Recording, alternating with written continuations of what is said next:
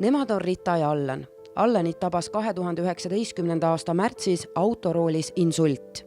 Rita töötas sel hetkel Türgis ning sai lastelt ootamatut telefonikõnet sõnumiga, mida mitte keegi kuulda ei taha. Lapsed ka ei teadnud, mis edasi sai.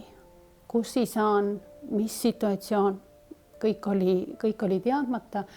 Siis nad helistasid mulle tagasi, et isa on haiglas.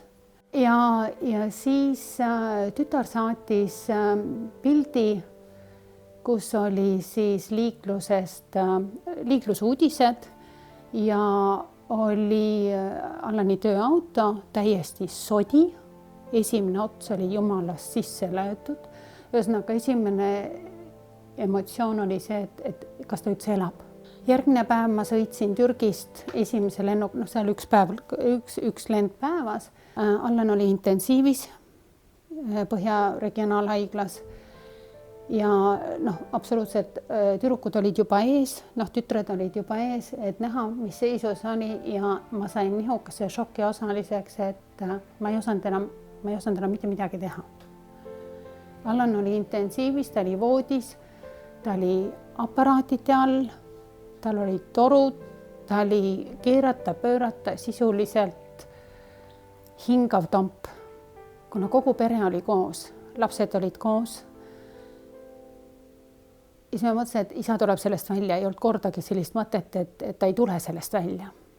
Ükskõik kuna, mu poeg ütles väga hästi, ütles, et nii, et ema, et mitte isegi mulle, ta ütles, et isale. Et isa, see ei ole sprint, see on maraton. Rahulikult, küll me sellest välja tuleme. Ja see on meie moto praegu ja me üritame teha kõik, mis vähegi annab, mis aitaks Allanit tagasi elule. Täna ei saa öelda, et tegemist oli õnneliku õnnetusega. Ei olnud. Ühest küljest ei saanud keegi teine viga samal ajal, kui Allan autoga elektriposte maha niitis, sest insult tabas väga ootamatult ja tema parem pool oli halvatud ning jalg gaasipedaalil kui kipsi valatud. Teisest küljest muutis see ühe pere elu igaveseks. Ta saadi vaevaliselt sealt autost küll kätte, aga tänu sellele, et politsei tuli vastu ja ta sai kiiresti jaole. Oleks seal pool tundi edasi tagasi, ma usun, et Allan, mul ei oleks enam meest ja mu lastel ei oleks enam isa. See muutis kohutavalt palju meie elus. Intensiivne ravihaiglas, seal on vist ainult 10 päeva, kui ma ei eksi. Aga Allanil tekkis veel kopsupõletik haiglas olles, kuna ta ise ei neelanud, järelikult mingi vedelik läks kopsu. Taastusravi on selle pere jaoks olnud pikk ja vaevaline. Erinevad haiglad, 10 torud keha küljes, teadmatus, suutmatus on vaid mõned märksõnad. Ühel hetkel jõuti Tartu Ülikooli kliinikumi. Ta sai uuesti koheselt arstide juurde, kes tegid tal kõik need uuringud ära. Millises seisus on aju, mis tal on võimalik taastada, kuidas taastada, mis on nagu stepid, et mis nagu kõige mõistlikum oleks, et ta üldse esimene etapp oli see, et saaks Allan istuma. Et ta saaks voodist kas või istuma. See oli esimene ülesanne. Järgmine ülesanne oli see, et saaks ratastooli ise. Siis oli see, et saaks juba tasakaalu, et ta saaks hakata kõndima, mis iganes tugi toe najal ja nendega. Ja paralleelselt siis see logopeediline, sest ei olnud üldse kindel, kas ta saab aru, mis talle räägiti. See kõnemotoorika on saanud nii palju pihta, et ta ei suuda.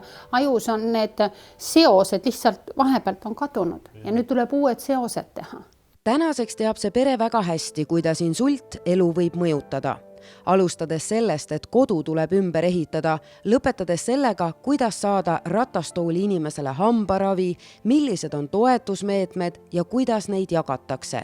Need kõik on olnud valusad õppetunnid. Siis me saime füsioterapeudi juurde ja füsioterapeut, väga tore naine, ütles, et on afaasia ühing, et minge sinna, et seal tegeletakse selliste inimestega, kes on just insuldi läbi teinud. Ja see, kus me praegu istume, see ongi afaasia ühing. Afaasia ühing asub Pirital ning seal käivad koos insuldi läbi teinud inimesed. Grupiteraapia on üks oluline märksõna. ühingul on väga hästi läbimõeldud käelised tegevused, ühisüritused, psühholoogiline tugi, füsioloogiline tugi. See aitab sellega, et ta aitab ka depressiooni ära hoida, ta aitab inimestes luua sellist olukorda, et et ma ei ole üksi, ma näen ka, et on ka teisi, elu läheb edasi. Ja kõige positiivsem ongi see, et nad kõik teevad siin koos. Keskkond on see. Isegi kui ta mulle ei saa rääkida, vastata, vahest me jube tigedad, ma olen nii tige. Mul on vaja seda, mis temas on sees, seda kätte saada. Nõuandena kasvõi. Ja ta ei saa mulle öelda, ta tahab, ta teab, aga ta ei saa mulle seda öelda. Ja sellepärast müts maha ja sügav kummardus nende inimeste eest, kes teevad sellist tööd, nagu tehakse siin Afaasia ühingus. Mis on kõige olulisem selle haiguse juures on see on meeletult aeganõudev ja hoida oma motivatsiooni, seda tahtejõudu, kui sa ei näe kohe tulemust, on ikka väga raske.